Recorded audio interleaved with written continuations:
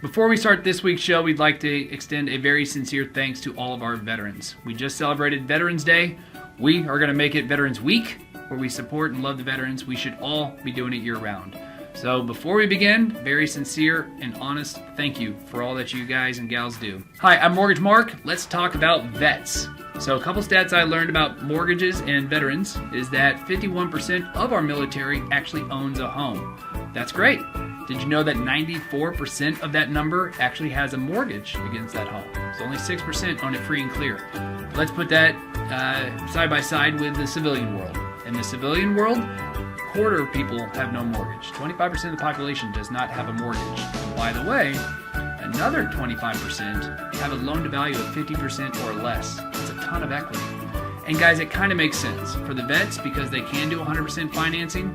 That's going to mean that they can typically do higher leverage. They probably move around quite often just for active military, which means they're not there to see the big gains and appreciation over multiple years. So it does make sense.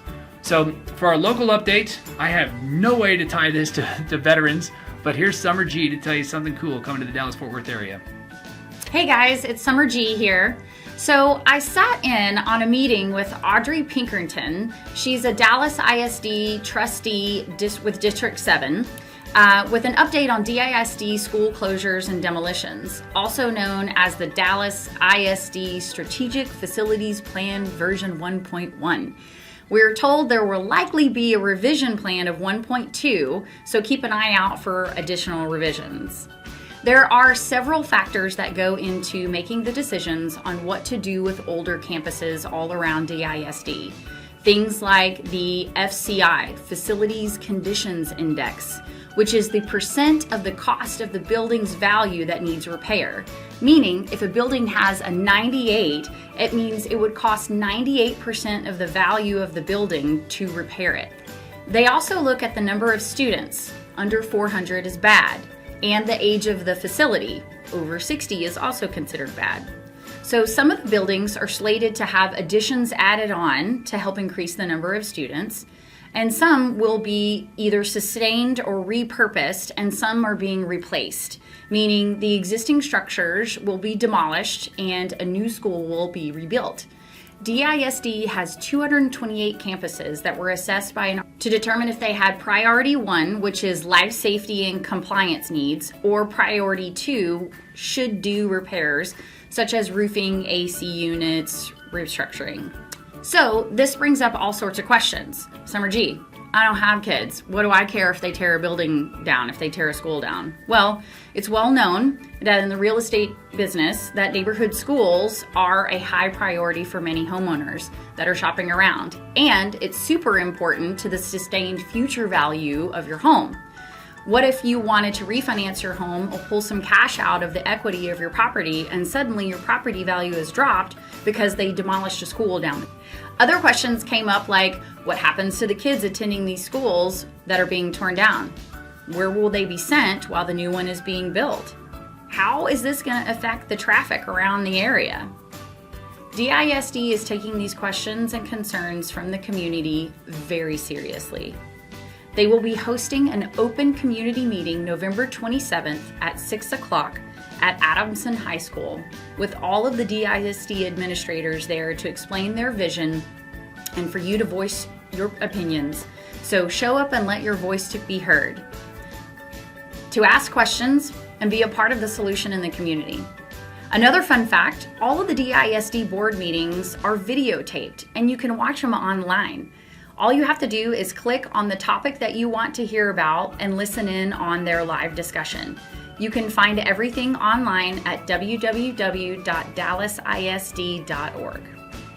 Thank you, Summer. We appreciate that. So guys, getting back on the track, bike track if you want, about veterans and what they're doing. So guys, another fact that I found is that 91% of veterans have credit card debt. So not only are they leveraged from a mortgage standpoint, they're also leveraged from the credit card debt. So this week, Justin Wood is here to tell you about a mortgage solution that may not be completely obvious about why a vet should do a VA loan. Hey guys, it's Justin Wood here. Don't adjust your screen. As you can see, it's No Shave November, and for me it's been pretty rough. Not homeless, but in the event I was, let me tell you about our product to get financing. In honor of Veterans Week, I'm here to talk about the VA loan. Guys, it's 100% financing with enough credits, even from the seller, the lender, the realtor. It can get you literally $0 out of pocket. No earnest money, no option, nothing to get the home sold. Along those same lines, guys, got a really cool story here about some VA buyers.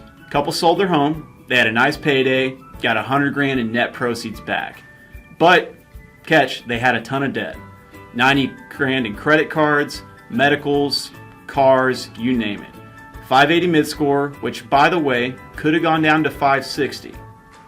What we got them to do was pay off all the debt, move in the new house with $0 out of pocket because of some seller concessions, and then they moved in with $10,000 in their pocket and a new liquid funds. Guys, that's great news.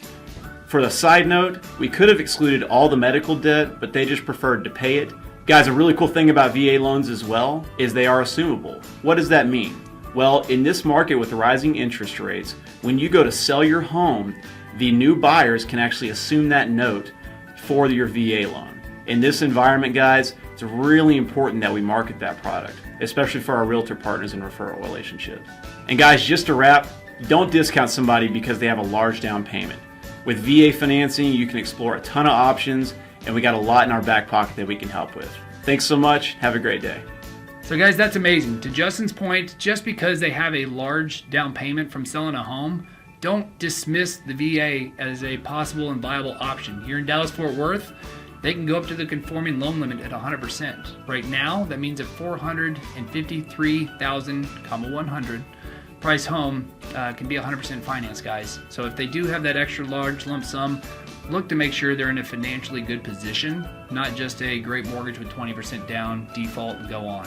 So guys, couple notes or thoughts for action items for sales tips. Look, first and foremost, if you're not actively working for vets and looking for them, I get it, because we're in Dallas-Fort Worth, there's not an immediate base nearby.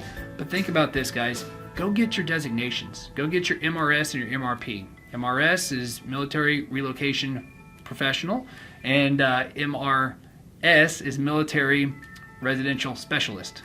So look at those designations, use that from your marketing, and then when you go to market, think of things like, so guys, it's a little extra marketing that you can do, something to brag about, but help those vets out. We love them. We know you do too.